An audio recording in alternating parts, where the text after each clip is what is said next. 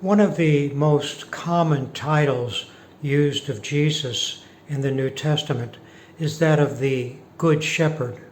And it's easy to see why he's called that, because in the Gospels he often refers to himself that way. In John's Gospel, he is the shepherd who knows his sheep.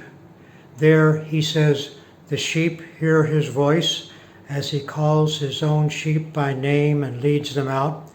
He walks ahead of them, and the sheep follow him. And then in Luke's Gospel, he's the good shepherd who leaves the 99 in the desert to seek out the one who is lost. There, Jesus says, when he finds the sheep, "Rejoice with me, because I have found my lost sheep." Then again in John's Gospel, he's the good shepherd whose love has no limits.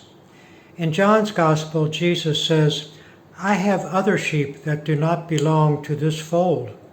These also I must lead, and they will hear my voice, and there will be one flock and one shepherd." And then throughout the Gospels, he's the good shepherd who lays down his life for the sheep. Throughout his ministry, Jesus acted as the shepherd that is described in that reading from Ezekiel, the first reading for today. In that reading, the Lord says, "I myself will look after and tend my sheep. I will rescue them from every place where they are scattered. I myself will pasture my sheep. I myself will give them rest. The lost I will seek out, the sick I will heal, the strayed I will bring back, the injured I will bind up, shepherding them rightly." So we certainly know what makes Jesus the Good Shepherd.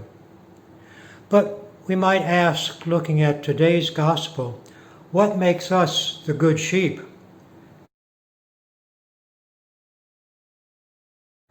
Jesus speaks today in the gospel about coming at the end of time as a king, and his job will be to separate the sheep from the goats. He will separate those who have done the Father's will from those who have not.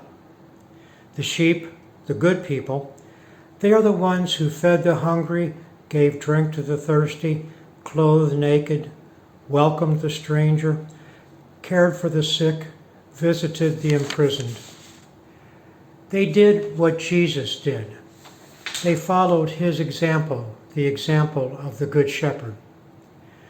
That's something that's especially important to consider now in this pandemic time.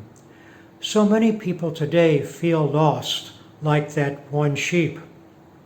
They feel disconnected from their jobs, from their schools, from their families, their friends, their neighbors. They're like the lost sheep waiting for someone to find them, someone to rescue them from the darkness, the confusion, the loneliness, even the despair of this pandemic. Just as Jesus identified who are the good sheep, he identified those who were going to be the goats. And he said, those are the people who are not worthy of a place in the kingdom with him. They are the ones who failed to recognize their bond with those around them.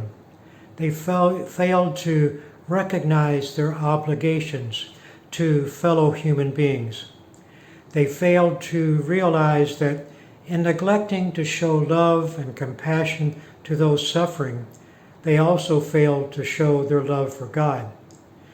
In John's Gospel, Jesus says about them, "Whoever does not love a brother or sister whom he has seen cannot love God whom he has not seen."